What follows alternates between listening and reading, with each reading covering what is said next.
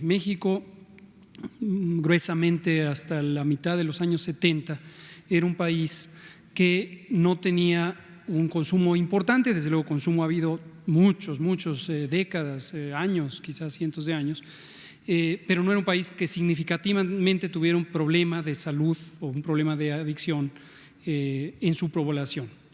En cambio sí era, y lo ha sido desde hace más de quizás 100 años, un país de trasiego hacia el principal mercado mundial, que lo ha sido desde hace muchos años y lo sigue siendo. El principal consumidor, país consumidor, son los Estados Unidos de América. Entonces, evidentemente, por razones de proximidad geográfica, pues éramos un país de tránsito. En los años 70 tardíos e inicio de los 80 empezó a manifestarse este fenómeno en donde, además del tránsito, empezamos a ser un país donde se incrementó el consumo, pero todavía no masivamente, y empezó a ser un país de producción de ciertas sustancias o de ciertos productos particularmente vegetales, las amapolas y la cannabis, la marihuana, y creció muy aceleradamente este fenómeno de producción desde México para el mercado principal, el país más consumidor, ha sido y sigue siendo Estados Unidos de América.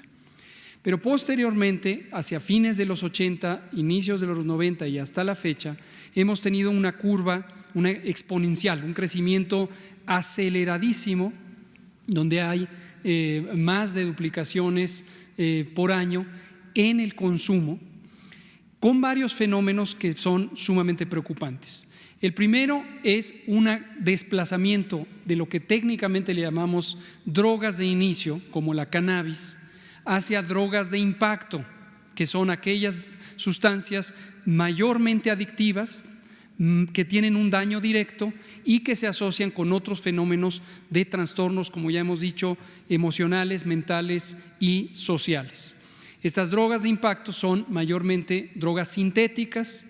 Están la cocaína en primer lugar, las metanfetaminas, me refiero en primer lugar conforme fueron apareciendo en el consumo, la cocaína, las metanfetaminas, las otras que son sintéticas no puras, como el cristal, la cocaína piedra, y los opioides, donde destaca enormemente preocupante el fentanilo, no habían sido mayormente un problema de consumo en México. Todos estamos hablando de los años tardíos 80, 90 y quizá los primeros del siglo XXI. Y el fenómeno que ahora vemos, agregado a todo lo demás que no ha terminado de disminuir, ni siquiera de estabilizarse el crecimiento del consumo, son los opioides, específicamente el fentanilo. En México, desde hace muchos años, tenemos un control bastante estricto de la prescripción médica de los opioides. Los opioides son productos que primariamente vienen de las amapolas, de la goma de opio, las semillas de la amapola, y se usan en la industria farmacéutica masivamente a nivel mundial.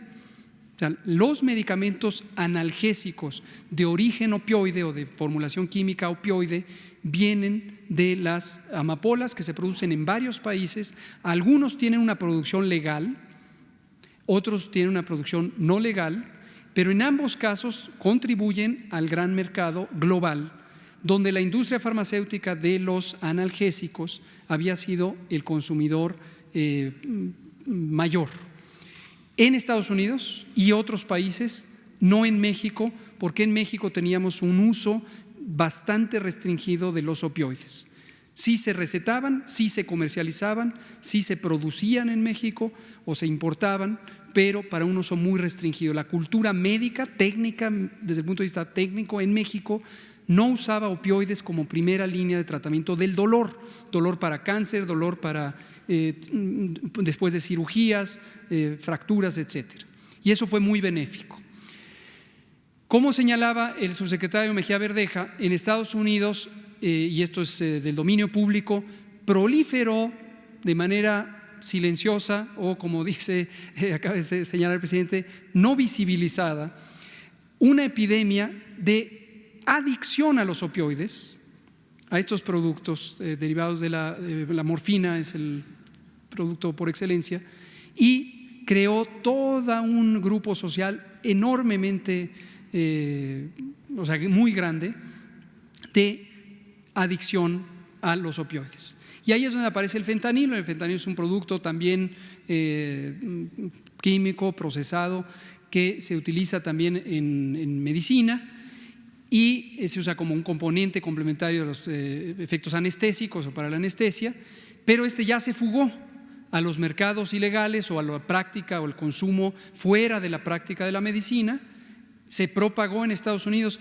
contribuyendo a la epidemia que había sido inicialmente inducida por el uso médico de los opioides, y ahora vemos ya señales de uso en México y nos preocupa que pudiera contribuir a esto. Entonces, en resumen, el consumo desde los años 80, mediados de los 80, ha sido aceleradamente creciente, involucra múltiples productos. Pasamos de productos de bajo impacto como drogas de inicio a productos de alto impacto, se han sumado productos químicos, algunos vinculados con el uso médico o farmacéutico que ya se filtró a los mercados ilegales, y tiene particularidades, destaco dos: enorme injusticia social, no podría destacarlo más, se distribuye desigualmente con afección mayor a las personas pobres, socialmente pobres, económicamente pobres, y una desviación de género con una afección más acelerada en mujeres que en hombres. Todavía es en términos cuantitativos mayor en hombres,